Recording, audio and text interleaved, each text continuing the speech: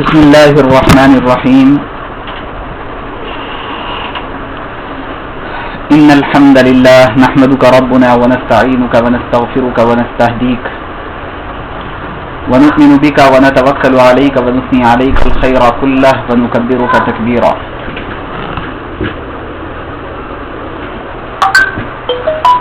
ونشهد أن لا إله إلا الله وحده لا شريك له ونشهد أن سيدنا ونبينا وحبيبنا ومولانا محمدا عبده ورسوله. أما بعد فإن أصدق الحديث كتاب الله وأحسن الهدي هدي محمد صلى الله عليه وسلم وخير الأمور عوازمها وشر الأمور محدثاتها وكل محدثة بدعة وكل بدعة ضلالة وكل ضلالة في النار او كما قال عليه الصلاة والسلام. رحمۃ اللہ علیہ نے روایت کیا ہے. وعن ابي سعيد رضي الله تعالى عنه قال قال رسول الله صلى الله عليه وسلم يوشك ان يكون خير مال المسلم غنم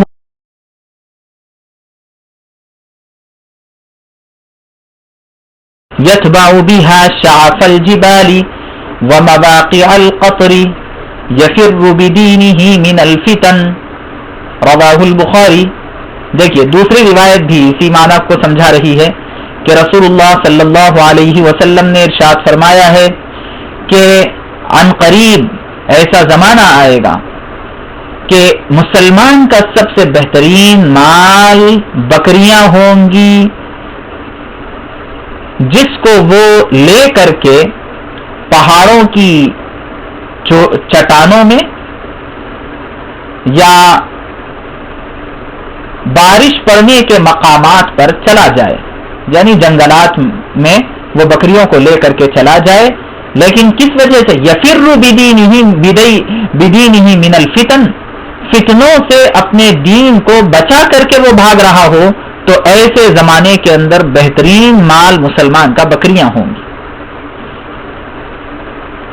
اس حدیث کا مطلب بھی وہی ہے جو ابھی بیان کیا گیا. وعن اسامة بن زید رضی اللہ تعالی عنہ قال اشرف النبی صلی اللہ علیہ وسلم على أطم من آطام المدینة فقال هل ترون ما أرى قالوا لا قال فإني لأرى الفتن تقع خلال بيوتكم كوقع المطر. متفق علیہ. ایک مرتبہ رسول اللہ صلی اللہ علیہ وسلم مدینے کے جو قلعے تھے وہ قلعوں میں سے ایک قلعے پر آپ چڑھے. ایک مرتبہ اتم یہ آتام کی جمع ہے. آتام قلعے کو بھی کہتے ہیں، پہاڑی کو بھی کہتے ہیں. ایک پہاڑ پر چلے مدینے کے اطراف کے پہاڑیوں میں سے، یا پھر یہ کہ قلعے پر آپ چڑھے. اس کے بعد فرمایا اترون ما ارى، کیا تم دیکھ رہے ہو ان چیزوں کو جو میں دیکھ رہا ہوں؟ تو اس پر صحابہ نے جواب دیا نہیں یا رسول اللہ. تو آپ صلی اللہ علیہ وسلم نے فرمایا فإني لأرى الفتن تقع خلال بيوتكم، میں دیکھ رہا ہوں کہ فتنے تمہارے گھروں کے درمیان اور اندر داخل ہو رہے ہیں، جیسے بارش تمہارے گھروں کے درمیان تک بھی داخل ہو جاتی ہے.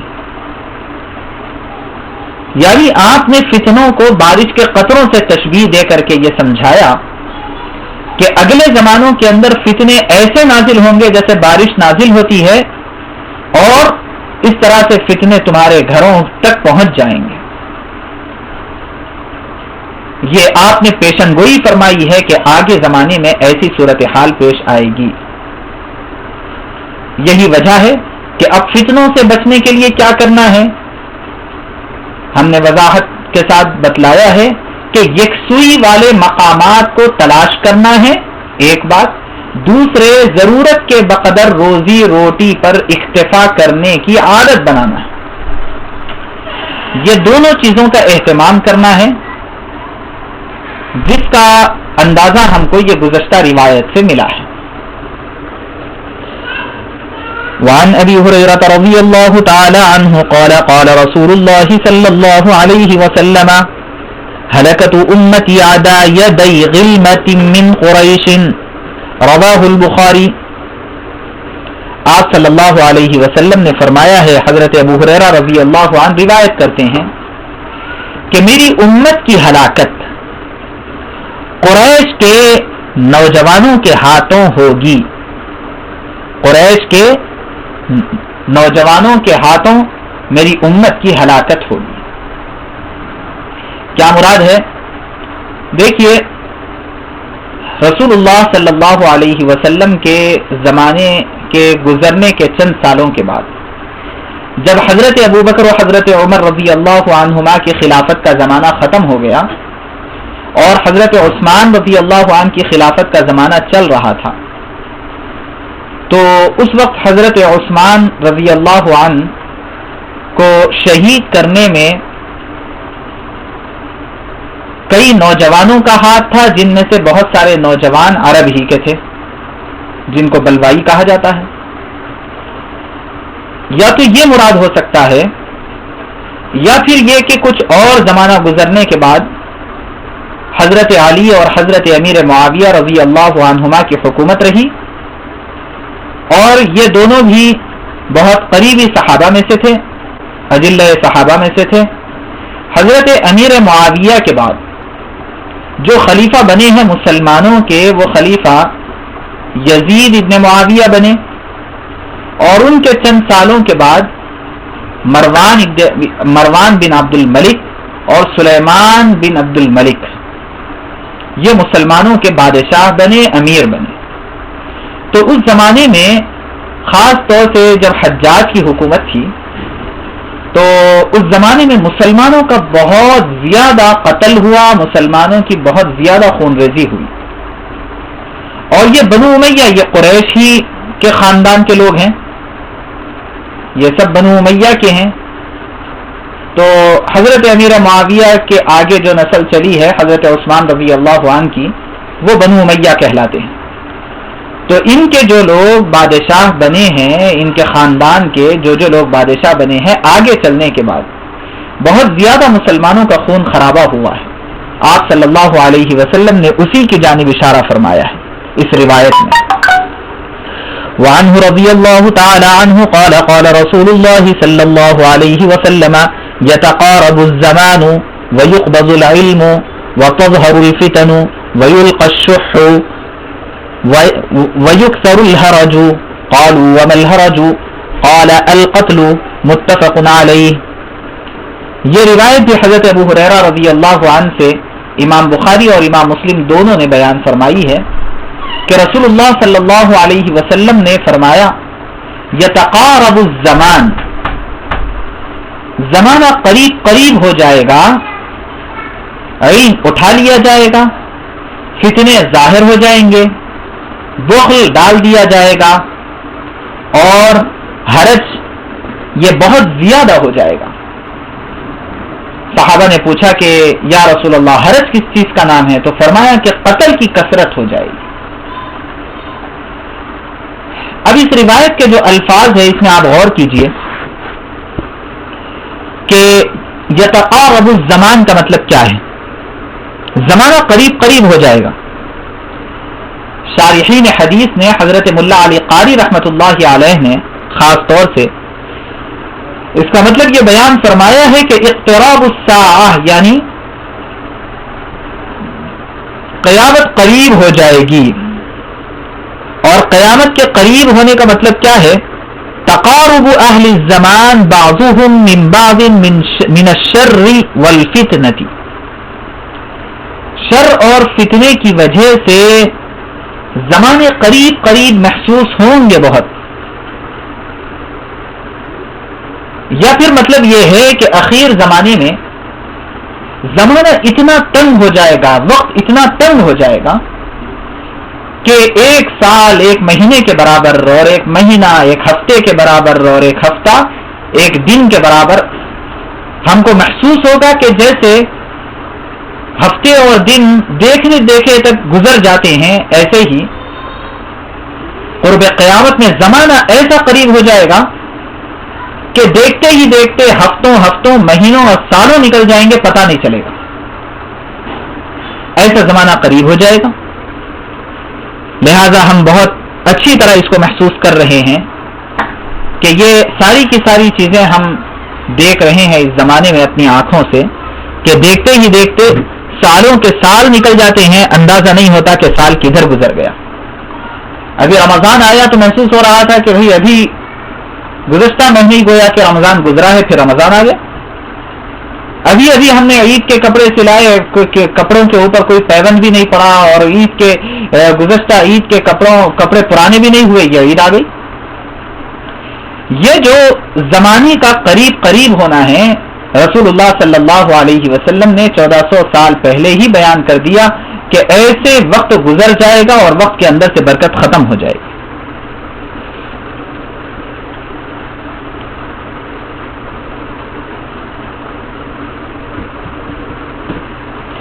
بعض شارحین نے ایک اور مطلب یہاں پر بیان فرمایا ہے. وہ مطلب یہ بیان فرمایا کہ تقارب الزمان سے مراد لوگ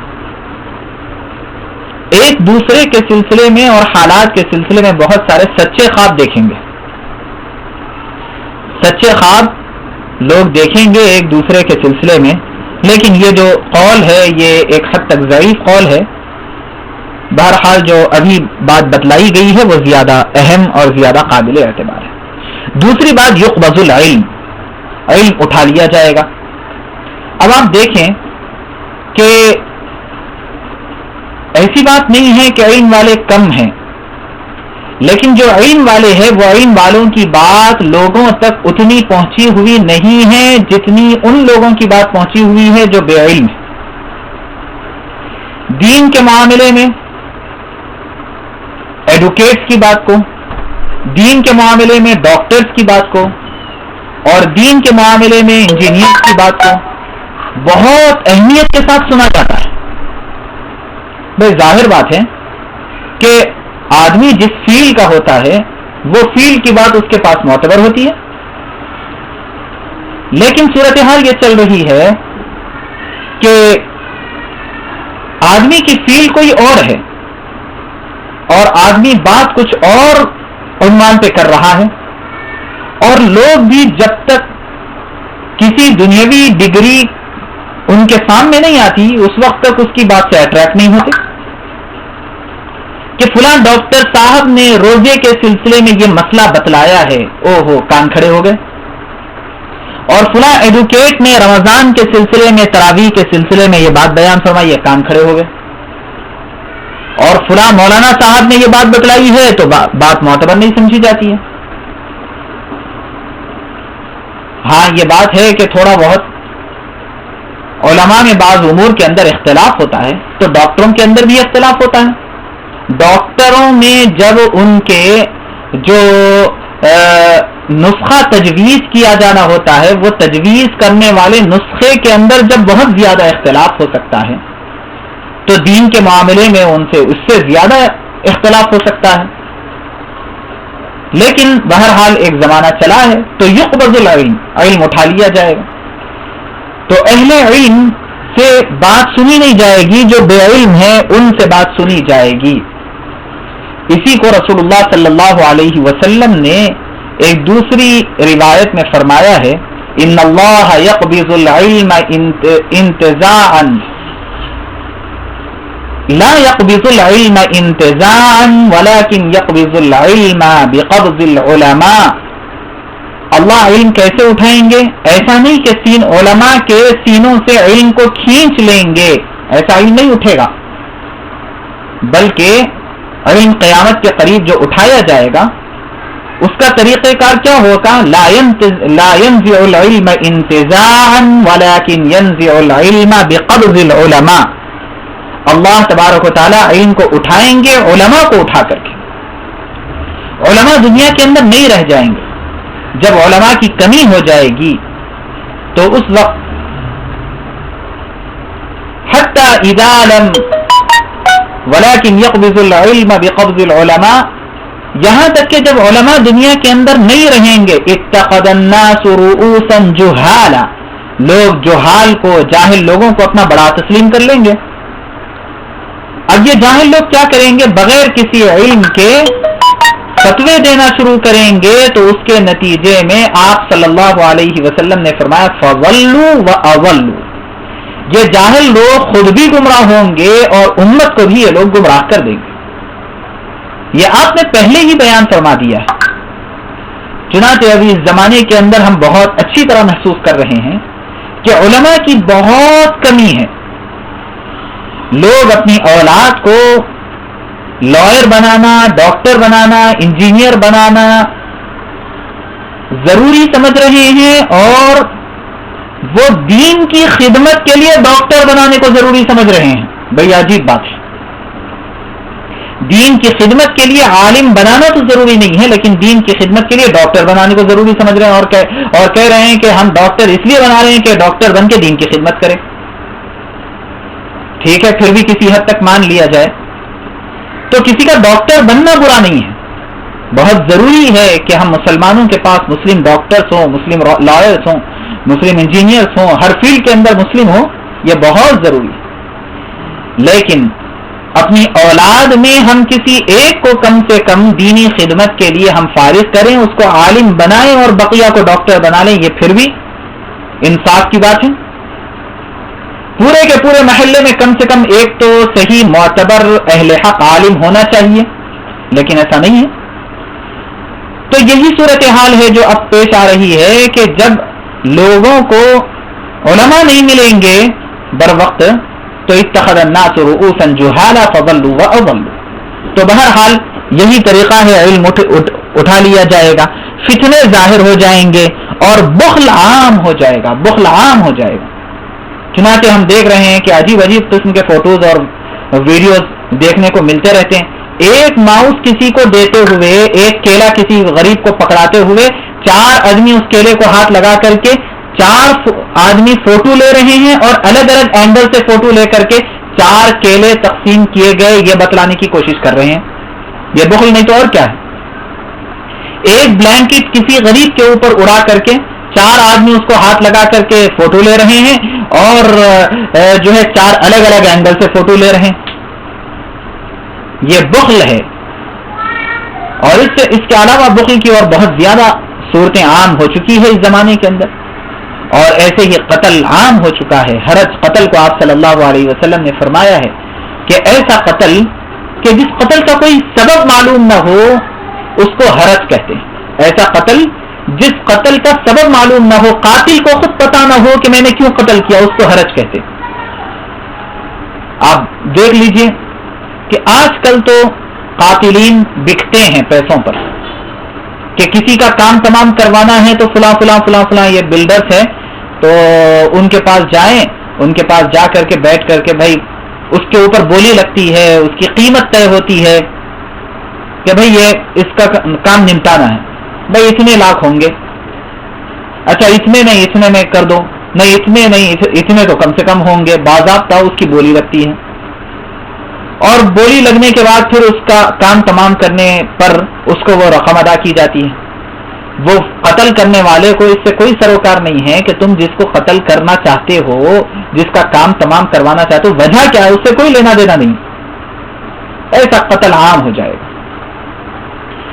اور اس کا ایک مطلب یہ بھی ہے کہ جنگی محاذ اتنے بن جائیں گے کہ کہیں بم گرا دیا گیا، کہیں پر میزائل گرا دیا گیا، اور کہیں پر کچھ کہیں پر کچھ، اس طرح سے جو فسادات ہوتے رہیں گے، اس میں بم گرانے والے کو بھی پتہ نہیں ہے کہ جس کے اوپر بم گرایا جا رہا ہے اس کا کیا قصور ہے۔ پورے کے پورے شہر تباہ کر دیے جا رہے ہیں، پورے کے پورے محلے تباہ کر دیے جا رہے ہیں۔ بہرحال یہ رسول اللہ صلی اللہ علیہ وسلم نے ہمیں پہلے ہی بتلایا ہے کہ ایسے حالات آئیں گے، اور ان حالات کے اعتبار سے ہمیں فتنوں سے بچنے کی پوری تیاری کرنا ہے۔ یہ اللہ تبارک و تعالیٰ کا بہت کرم ہے کہ اللہ نے ہمیں ایسی امت میں پیدا فرمایا ہے کہ جس امت کے نبی حضرت رسول اللہ صلی اللہ علیہ وسلم کو اللہ تبارک و تعالیٰ نے ہمارے زمانے کے حالات الہام فرما کر کے وحی کے ذریعے ان کو حالات بتلا کر کے ہم تک یہ ساری چیزیں پہنچا دی گئی، تاکہ ہم اب ان فتنوں سے محفوظ رہ کر کے اپنے اوقات کو گزاریں اور اپنی زندگیوں کو گزاریں۔